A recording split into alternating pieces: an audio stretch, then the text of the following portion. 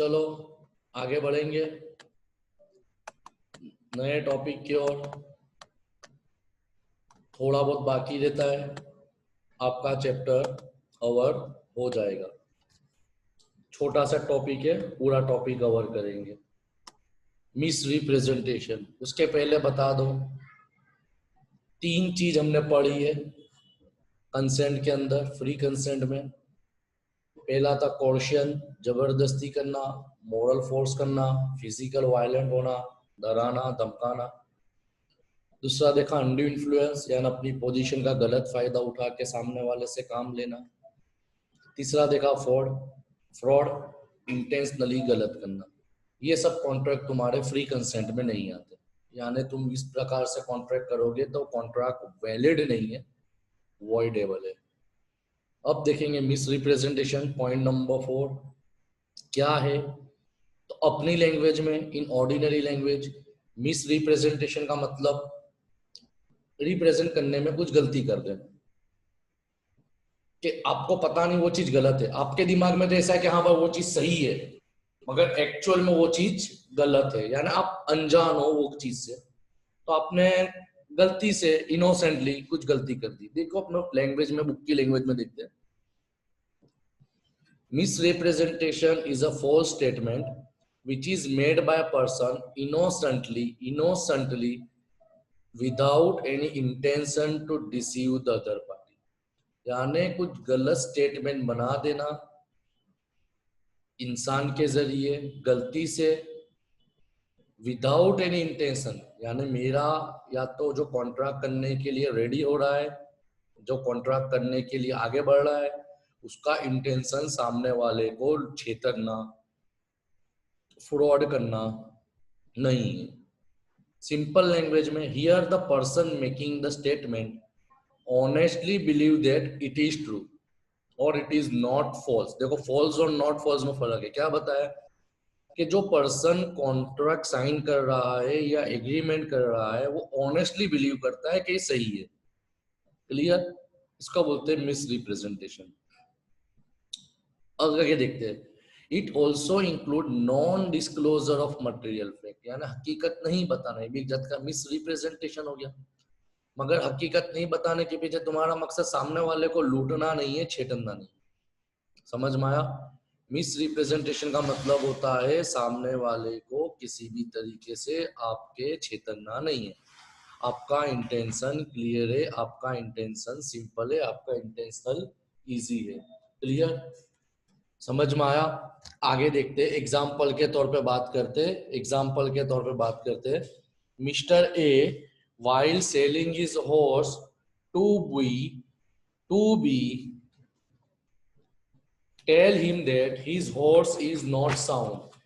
A really believe that horse is sound but in fact it is not sound। समझ में आया क्या लिखा है? कि भाई सामने वाला जब अपना घोड़ा बेचता है, बराबर, तो क्या बोल के बेचता है कि भाई मेरा घोड़ा साउंड है, साउंड मीन्स अच्छा है, और ए को भी पता नहीं है कि उसका घोड़ा थोड़ा पागल हो चुका है, मेंटल यानी अनसाउंड हो चुका है। तो ये जो कॉन्ट्रैक्ट हुआ मिस रिप्रेजेंटेशन हुआ, बिकॉज ए भी अनजान था। जैसे मैं एग्जांपल, बेस्ट एग्जांपल दूंगा, मैंने बोला कि बेटा तुम लोग जाओ मेरे फार्म हाउस पे चले जाओ, वहां पे 2 घोड़े पड़े हुए हैं, घोड़े की सवारी करना, और शाम को तुम जो फीस देना चाहते हो वो फीस मेरे को दे देना, राइडिंग फीस ने वहां की। मगर जब आप लोग जब वहां पर पहुंचे, अब मैं तो फार्म हाउस गया नहीं था तो मुझे तो पता नहीं था कि मेरा घोड़ा कैसा है, तो आप लोग वहां पर पहुंचे तो आपने ये पाया कि मेरा जो हॉर्स है, मेरा जो घोड़ा है, वो थोड़ा गांडा हो चुका है। समझ में आया? अब तुम लोग मुझे पैसे नहीं दोगे, तो इसका मतलब मैंने जानबूझ के नहीं बोला था, क्योंकि मैं भी ये कुछ इससे अनजान था। इसको बोलते हैं मिस रिप्रेजेंटेशन। मेरे को तो दिमाग में अभी तक ऐसा ही था जब तक आपने नहीं बताया कि भाई मेरा घोड़ा अभी भी साउंड ही है, अच्छा है, नॉर्मल व्यवस्था में। Clear? According to section 18 there is misrepresentation in the following way: when a person make a positive statement which is not true but he believe that it is true। क्या बताया कि जब मैंने मेरा स्टेटमेंट दिया कि भाई मेरे फार्म हाउस पे घोड़े की राइडिंग करो, अक्खा दिन राइडिंग करो, आपको 1000 रुपए दे देना, आप कितने लोग भी जाओ। तो मेरे दिमाग में तो अभी तक ऐसा ही है कि मेरा घोड़ा साउंड है, नॉर्मल है, यानी मैंने कुछ गलत नहीं बोला, मैं वही बिलीव कर रहा हूँ कि मेरी प्रेजेंटेशन गलत हो गया। यानी when a person make positive statement, मैंने तो पॉजिटिव बोला कि भाई जाओ घोड़े की राइड करो, शाम को तुम लोग फील लेना, घूम लेना, जो पैसा देना हो 500 1000 रुपये मुझे दे देना। तो मैंने जो स्टेटमेंट बोला वो सही बोला, मगर एक्चुअली में वो सही नहीं था। समझ में, सही नहीं था, मगर मेरे हिसाब से वो सही था, क्योंकि मैं अनजान था वो चीज से, मैं फैक्ट से अनजान था। Clear. Point number 2, when there is a breach of duty by one person and its result into advantage to one person, committing breach and loss to another person, यानी when there is breach of duty, breach का मतलब तोड़ना, कि भाई मेरे contract तोड़ने की वजह से अगर सामने वाले को कुछ फायदा होता है, ये भी एक मिस रिप्रेजेंटेशन होगा। नंबर 3, ये काम का है, on account of innocent misrepresentation of fact by one party, the other party commit a mistake about the subject matter of agreement, यानी मेरी गलती की वजह से, मैंने बताया मेरा घोड़ा साउंड है, आप लोग मेरे फार्म हाउस पे चले गए, वहां पे हमारे फुरकान भाई घोड़े पे बैठे, तो फुरफान भाई घोड़े पे क्यों बैठे, क्योंकि मैंने क्या बोला था, मेरे घोड़े अच्छे हैं, आपको राइडिंग करने में मजा आएगा। अब आपने बैठ गए, आपको नुकसान हो गया, घोड़े ने फेंक दिया, आपको थोड़ा चोट लग गई, तो उसका प्रोविजन क्या वो आगे देखते हैं। यानी सामने वाले ने एग्रीमेंट क्यों करा, फुरकान क्यों डेयरिंग करके बैठा, क्योंकि उसको सर ने क्या बोला था कि भाई मेरा घोड़ा साउंड है, समझ में आया, मगर सर उनके अनजान थे। That is called miss representation. इसके लिए दोनों में फर्क है, फ्रॉड का मतलब मालूम मैंने गलत करना, तो मिस रिप्रेजेंटेशन का मतलब इनोसेंटली गलती हो जाना। देखो इसके रिक्वायरमेंट क्या है, जो तुमने डेफिनेशन में पढ़ा वही है, it must be representation of material fact. मैं तो जो हकीकत है वही बोलूंगा, जाओ वैसा, तुमने बोला सर हमको घोड़े पे राइड करना है, मैंने बोला जाओ मेरे फार्म हाउस पे घोड़े आप राइड कर लो, यानी मैं तो हकीकत ही बताई। It must be made before the conclusion of contract, बराबर, मैंने कब बोला था, मैं भी फार्म हाउस पे गया नहीं था, मेरे को भी घोड़े के बारे में पता नहीं था, मैंने आपके साथ कॉन्ट्रैक्ट कर लिया। It must be made with an intention that it should be acted upon by the person to whom it is addressed. Clear? Number 4, it has been actually acted upon, जरूरत नहीं है। It must be wrong, but the person who made it must believe it to be true। देखो एक चीज बार बार घुमा घुमा के repeat हो, एक चीज रिपीट हो रही है कि भाई जिसने, मेरे को मालूम नहीं था वो रॉन्ग है, वाकई में मेरा घोड़ा अनसाउंड है, यानी मैंने जो कॉन्ट्रैक्ट करा वो गलत है, मगर मैंने क्या बिलीव करा, इट इज ट्रू, मेरे को पता नहीं है। अब मिस रिप्रेजेंटेशन के असर क्या होते हैं, इफेक्ट क्या होती है। तो point number 1, the affected party can avoid और रेस्किंग द कॉन्ट्रैक्ट। फुरकान भाई लोग मेरे को पैसे नहीं देंगे, या तो रेस्किंग कर देंगे, या बोले कुछ सुधारा उधारा करा दो, रेस्किंग पढ़ाया मैंने टाइप्स ऑफ ऑफर में। Number 2, he can accept the contract and claim for the damages. सीधी बात है कि तुम लोग ने घोड़सवारी सबने तो भी कर ली, क्योंकि तुमने को क्या बोला था, भाई मेरा घोड़ा साउंड है, मगर मेरा घोड़ा वो एक्चुअल में अनसाउंड था, तो आप लोगों ने कॉन्ट्रैक्ट तो कर लिया, मुझे पैसे तो दे दिए, मगर क्या बोला सर मेरे को लग गया है, आपने 500 रुपए बोले थे, हम आपको 200 रुपए दे रहे हैं, क्योंकि 300 रुपए हमको चोट लगी हुई है। या तो हो सकता है कि सामने वाला पूरा डैमेजेस क्लेम कर सकता है, वो डिपेंड करता है तुम्हारे नेचर ऑफ कॉन्ट्रैक्ट पे, किस प्रकार का आपका कॉन्ट्रैक्ट और एग्रीमेंट हुआ है। क्लियर, इसकी कोई जरूरत नहीं है। अब ये आंसर, ये चैप्टर से सबसे ज्यादा रिपीटेड पूछा जाने वाला प्रश्न है, मिस्टेक। मिस रिप्रेजेंटेशन के अंदर हमने क्या पढ़ा, तो मिस रिप्रेजेंटेशन के अंदर अब तूने पढ़ा कि अनइंटेंशनली गलत हो गया, मिस रिप्रेजेंट हो गया, मगर मिस्टेक का मतलब गलती, जानबूझ के नहीं, गलती भी दो प्रकार की है। Discuss the provision of Indian contract act regarding mistake. तो mistake can be of 2 type. Number 1, mistake of law, कायदे में गलती, इसमें कोई छूट नहीं है, अपना आगे देखेंगे। And number 2, mistake of fact, fact means हकीकत बताने में गलती करना, मालूम है ने गलती। देखो मिस्टेक का मतलब गलती हो जाना ना, मिसरिप्रेजेंट का मतलब गलती नहीं हुई, मैं अनजान था, इसके लिए गलती हो गई। क्लियर? देखते मिस्टेक ऑफ लॉ क्या है। तो मिस्टेक ऑफ लॉ के अंदर दो पॉइंट आते हैं, mistake of law of the country and number 2 mistake of law of foreign country. बराबर, लॉ ऑफ कंट्री का मतलब हम लोग इंडियन है तो हमको इंडियन के लॉ के बारे में जानकारी होना जरूरी है। देखते हैं mistake of a law of a country. Every person entering into a contract is supposed to know the law of his country. A mistake of law therefore is no excuse, and so the contract which is affected by mistake of law cannot be avoided. समझने की कोशिश करना करना government ने declare कर दिया अगर कोई भी बंदा मास्क बिना दिखेगा तो 200 रुपये, 500 रुपये, 1000 रुपये पेनल्टी होगी। अब तुम लोग इंडिया में रह रहे हो तो तुम लोग ऐसा नहीं बोल सकते पकड़ा तो सर मेरे को मालूम नहीं था, मैं भूल गया। ये मिस्टेक ऑफ लॉ है, तो इसमें कोई एक्सक्यूज चलेगा नहीं। क्यों? क्योंकि तुम जो कंट्री में रहते हो तो वहां के आपको रूल्स, लॉ एंड रेगुलेशन के बारे में पता होना चाहिए। देखो लिखा हुआ है, but if in a person enter into contract by making a mistake of law through the inducement of another whether innocent और otherwise the contract may be avoided. मगर गलती किसी और ने की है, बराबर, जैसे सामने वाले ने आपको गलत गलत बता के काम कर लिया। जैसे एग्जांपल के तौर पर अपने बात करें कि भाई फुरकान भाई ने बोला कि भाई अपनी तो बहुत पहचान है, अपनों कुछ फर्क पड़ने वाला नहीं है, एग्जाम्पल के तौर पे। तो फुरकान भाई परवेज भाई को मास्क बिना लेके चले गए, तो परवेज भाई फुरकान भाई के ऊपर डाल सकते भाई सर मैं तो पहन रहा था मगर इसने जबरदस्ती मुझे नहीं करने दिया। कॉन्ट्रैक्ट अवॉइड हो सकता है। अपन प्रैक्टिकल लाइफ में थोड़ा अलग है, ये सिर्फ समझाने के लिए बता रहा हूँ, but as per the rules we are the citizen of India, so we should know the what are the law of our country and we have to completely fulfill the law of our country। अब देखो कायदे में एक ही काम करना है, कायदे के गलत काम नहीं करना। और एक एग्जांपल समझाता हूँ, आपके पास लाइसेंस नहीं है, आपको पता है लाइसेंस बिना फिरना इलीगल है।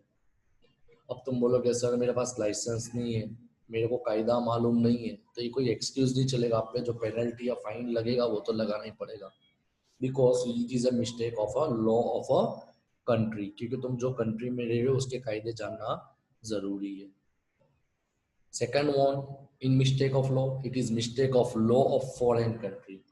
फॉरेन कंट्री का मतलब क्या होता है कि अगर आप इंडिया के हो, आपको अमेरिका के लॉ के बारे में इतना मालूम नहीं है, तो तुम वो कॉन्ट्रैक्ट को वॉइड बोल सकते हो। वॉइड का मतलब गलत। देखो लिखा हुआ है, mistake of law of foreign country is treated a mistake of fact, है ना, हकीकत में, बिकॉज वी आर इंडियन, अपने कभी अमेरिका गए नहीं है। तो अमेरिका के साथ तुम कॉन्ट्रैक्ट करते हो तो उनके कायदे क्या है वो सब आपको मालूम नहीं है, मिस्टेक ऑफ फैक्ट है, तो ये संजोग में कॉन्ट्रैक्ट आप कैंसिल कर सकते हो और बेसिकली कॉन्ट्रैक्ट को वॉइड भी बोला जाएगा। जैसे मैं इसमें बेस्ट एग्जांपल बता दूं, we are in war in China, नहीं कर सकते ना, आगे ही पड़ा है, अभी वो एलियन एनिमी है, तो तुम्हारा कॉन्ट्रैक्ट वॉइड हो जाएगा। क्लियर? तो ये था mistake of law of a country. अब जाते सेकंड पॉइंट पे, mistake of fact. Fact means हकीकत। तो मिस्टेक ऑफ फैक्ट दो प्रकार की, bilateral mistake and number 2 unilateral mistake. नाम से ही पता चलता, बाई का मतलब दो, यूनि का मतलब सिंगल। देखते हैं डिटेल में। Bilateral mistake where both the parties or to an agreement are under a mistake as to matter of fact which is essential to agreement, there is bilateral mistake. In such case the agreement is void। हकीकत के बारे में दोनों दो अनजान है, हकीकत के बारे में दोनों दो पार्टी अनजान है, ने कॉन्ट्रैक्ट कर लिया, तो ये कॉन्ट्रैक्ट मिस्टेक बायलेटरल कहा जाएगा और ये कॉन्ट्रैक्ट वॉइड है। वॉइड मींस गलत होगा। जैसे मैं बेस्ट एग्जांपल के तौर पे समझाता हूँ, बेस्ट एग्जांपल के तौर पे समझाता हूँ कि भाई मैंने अहमदाबाद से माल मंगवाया, शब्दों पे ध्यान देना, बराबर है। अब कॉमन अहमदाबाद से मेरे जो व्यापारी है रोज माल भेजते अलग अलग जगह, उनकी डीलरशिप चलती है। तो मैंने अहमदाबाद में कॉल किया कि भाई मेरे को 1000 नंग चाहिए। अहमदाबाद से ऑफिस से बोला कि भाई 1000 नंग तो यहाँ से निकल चुके, मगर रास्ते में एक्सीडेंट हो गया। दोनों दो अनजान थे, मेरे को भी मालूम नहीं था एक्सीडेंट हो गया।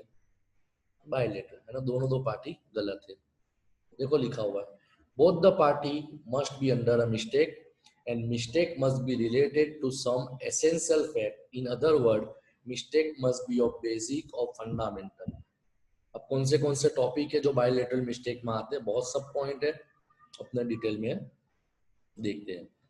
पहला आता है mistake as to the existence of subject matter. जैसे when both the party believe that subject matter of contract exist, यानी दोनों दो पार्टी को पता है कि ये वस्तु एग्जिस्टेंस में है, हम दोनों को पता है, but in fact it does not exist, मगर एक्चुअली में वो चीज है ही नहीं, so agreement is void. Example पढ़ो समझ में आएगा। A agree to sell raw material which is in ship, बराबर, जो किसमें है, शिप में, दरिया में, but actually at the time of entering the contract, मगर जब हम दोनों ने एक दूसरे से कॉन्ट्रैक्ट किया उस समय जहाज नदी में डूब गया था, हम दोनों दो लोग उससे अनजान थे, तो ये एग्रीमेंट वॉइड हो गया। इसको बोलते हैं बायलेटरल मिस्टेक का पहला पॉइंट। दूसरा पॉइंट आता है mistake regarding to the identity of subject matter. Subject matter का मतलब क्या होता है, देखो मैं समझाता हूँ। It usually arises when one party intend to deal in one thing and other intend to deal in another thing, where the agreement is affected by such mistake is void। जैसे एग्जांपल, फुरकान भाई ने offer करी sir आपको 20,000 में गाड़ी बेचना है, मैंने बोला हाँ भाई चल मैं 20,000 में बेच देता हूँ। तो फुरकान भाई ने क्या एज्यूम किया था कि मैं सर की एक्टिवा की बात कर रहा हूँ, मगर मैंने क्या एज्यूम करा, एक्टिवा तो मैं डेली चलाता हूँ, मैंने समझा फुरकान मेरी जो घर पे बाइक पड़ी है पेशेंट जूने में धूल खा रही है वो मांग रहा है। इसका मतलब क्या, दोनों दो के सब्जेक्ट मैटर अलग थे, तो इसको बोलते हैं बायलेटरल मिस्टेक का पॉइंट 2। समझ में आया। Number 3 mistake to the quality of subject matter. Quality, जैसे if subject matter is something different to what the party through B. समझ में आया। जैसे कितनी बार नहीं होता, हम माल कुछ और मंगाते हैं, आ कुछ और जाता है, तो बाद में क्या होता है, भाई तुमने ये बोला था तो मैंने ये समझा। जैसे एग्जाम्पल के तौर पे मैंने बोला कि भाई एक चौक भेज देना, क्या भेज देना, चौक के व्यापारी को चौक भेज देना। मैंने उसको बोला कि अच्छे में के, उसने बोला मैंने बोला भाई थोड़ा रिजनेबल वाले भेजना इस बार, तो उसने समझा तोसीफ भाई हर बार 100 रुपये वाले मंगाते, एक बार उन्होंने 80 वाले मंगाए होंगे, क्वालिटी अलग आ गई, दोनों की गलती हो गई। Number 4 mistake to the quantity. सीधी बात है, क्वांटिटी मींस नंबर, जत्थे में भी प्रॉब्लम हो सकती है। मैंने ऑर्डर दिया 10 का, उसने समझ लिया 100 का, मिस्टेक। फिर उसके बाद आता है mistake to the title to the subject matter. Subject matter का मतलब क्या, जो मेन मुद्दा ही भूल है उसको बोलते हैं subject matter. If a seller is selling a thing which is not entitled to sell, वो चीज बेचना चाहता हूं जो बेच नहीं सकता मैं, इसको बोलते हैं टाइटल मैटर। जैसे एग्जांपल समझो, एग्जांपल समझना, मेरे को इंडिया के लॉ मालूम है तो ये फ्रॉड हो जाएगा। एग्जांपल, मेरे क्लास के ही मॉर्गेज है, अब बैंक के आगे, अब ये प्रॉपर्टी में किसी को बेचना चाहूं तो बेच सकता हूँ, नहीं बेच सकता ना भाई। क्यों, क्योंकि जब तक मैं लास्ट इंस्टॉलमेंट पे नहीं करूंगा बैंक मुझे ओनरशिप प्रोवाइड नहीं करेगी, मेरे पास सिर्फ पोजीशन है। देखो लिखा हुआ A agree to take lease of fishery from B, it was not known to both the party, the fishery was actually owned by C. समझ में आया। मेरा मकान, मेरी क्लास एसबीआई में गिरवी है, मगर मैं बात कोई दूसरे के साथ करना चाहता हूँ, नहीं चलेगा, एग्रीमेंट वॉइड है, पहले से ही गलत है। दूसरा मिस्टेक ऑफ प्राइस, कीमत में भी गलती हो जाती है ना। जैसे एग्जांपल के तौर पे बात करें कि भाई म्यूचुअल मिस्टेक, मैंने बोला भाई 275, सामने वाले ने समझ लिया 175, मिस्टेक हो गई दोनों दो से, तो इसको बोलते हैं मिस्टेक ऑफ फैक्ट। क्लियर। उसके बाद आती है फिजिकल इम्पॉसिबिलिटी।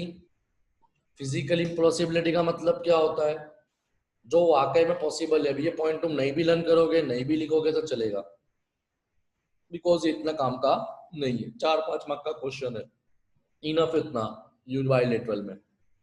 दूसरा आता है यूनिलेटरल मिस्टेक। यूनिलेटरल मिस्टेक का मतलब क्या होता है कि जहां पे सिर्फ एक पार्टी ने मिस्टेक, क्यों ऊपर वाला point, regarding quality, regarding quantity, regarding value, regarding subject matter, regarding price, regarding topic, एक पार्टी गलत है, दूसरी पार्टी तो सही है, उसको बोलते हैं यूनिलेटरल मिस्टेक। आगे के ऊपर के जो कॉन्ट्रैक्ट पड़े वो सब वॉइड थे, बाइलेटरल वाले। मगर जब एक पार्टी गलती करती है, एक पार्टी तो हक पे है, सही है, तो ये कॉन्ट्रैक्ट वैलिड भी नहीं है और वॉइड भी नहीं है, दोनों के बीच में आता है वॉइडेबल है। देखो,